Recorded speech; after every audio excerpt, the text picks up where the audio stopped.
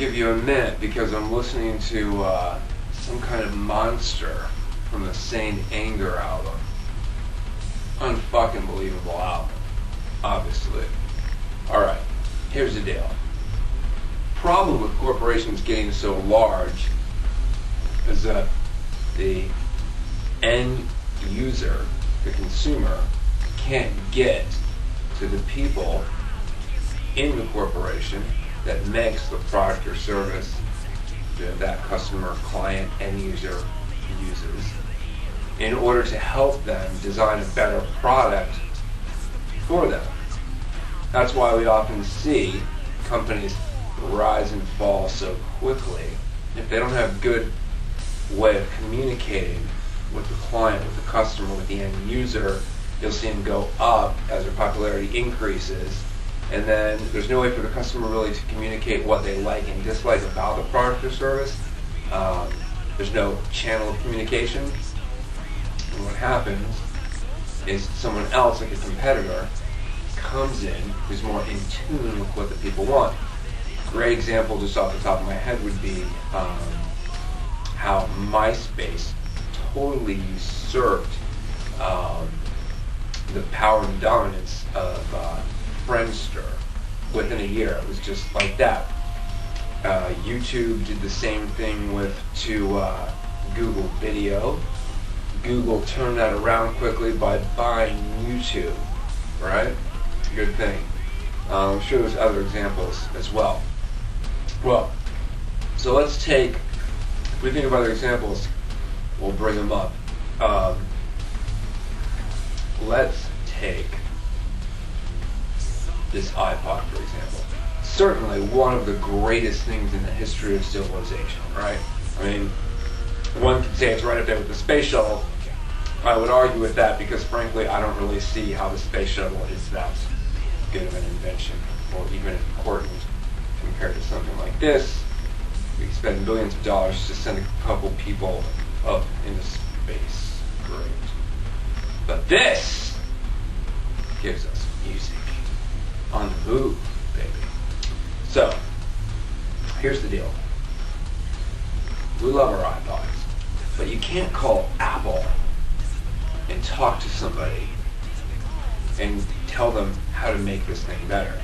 Because the best you're going to get is either tech support or customer support and maybe the order department, you know?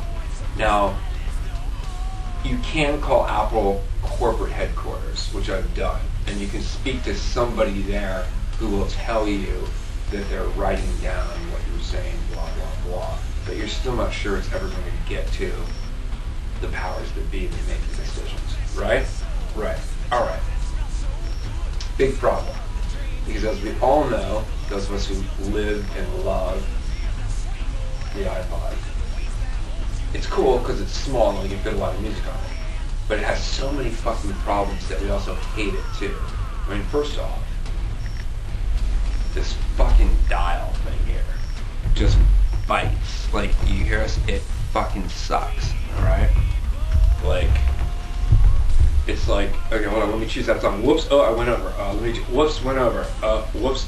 You know, and I know there's like graphic designers out there, like my own staff.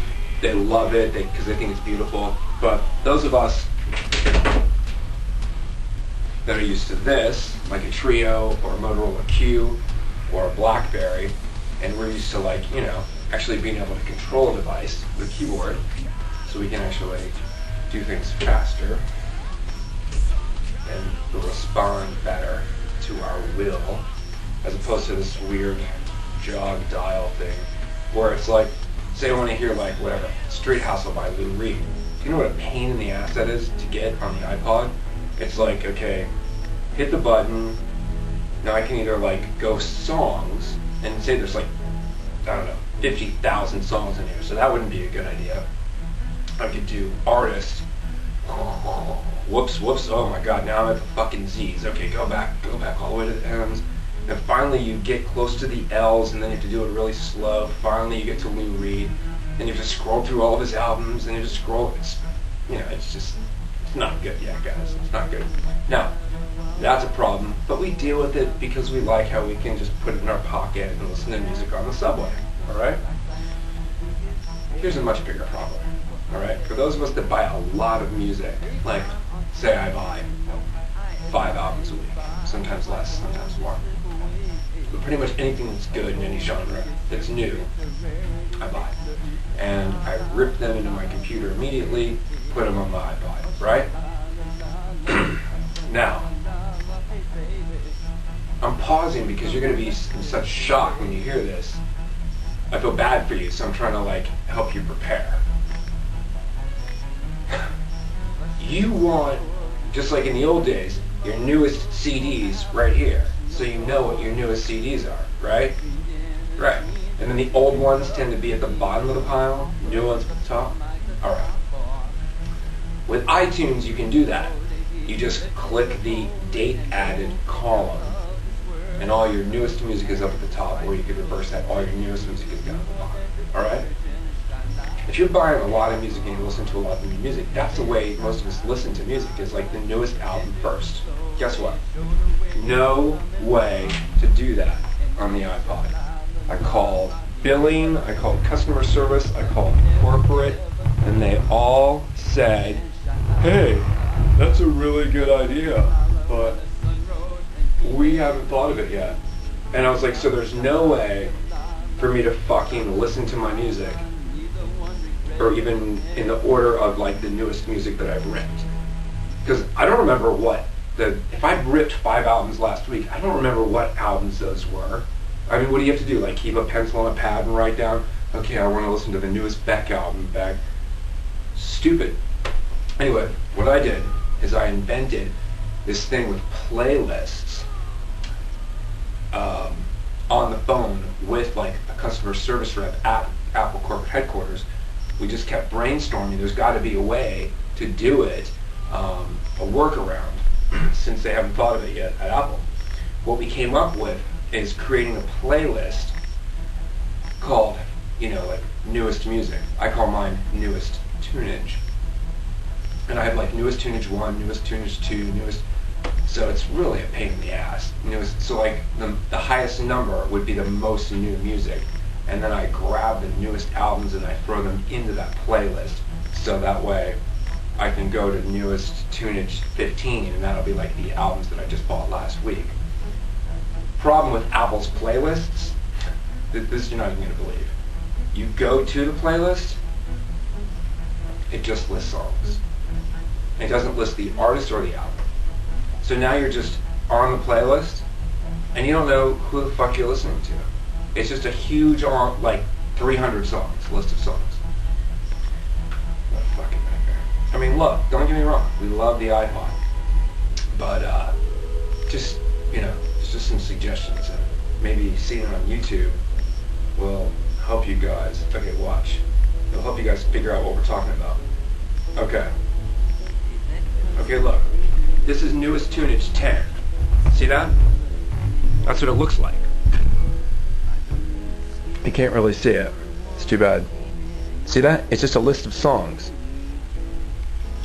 So you have no idea, right? I'm scrolling through this and there's probably like 20 albums in this playlist. Can't tell. Can't tell the artist. What a fucking pain in the ass. So then you have to select the song, random song. Then you can see, oh, it's the Walkman and the Get Me a Lemon from 100 Miles Off album. If you're not happy with that, go back to menu and then start scrolling through songs again and just randomly choose a song and hope it takes you to something. Strange Apparition by Beck off the Information album.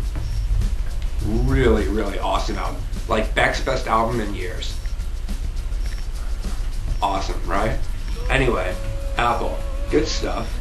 Jumped the gun with the iPhone probably, but people still love you. But seriously, let's fix this thing, alright?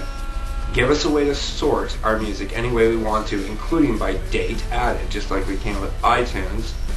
This song rocks.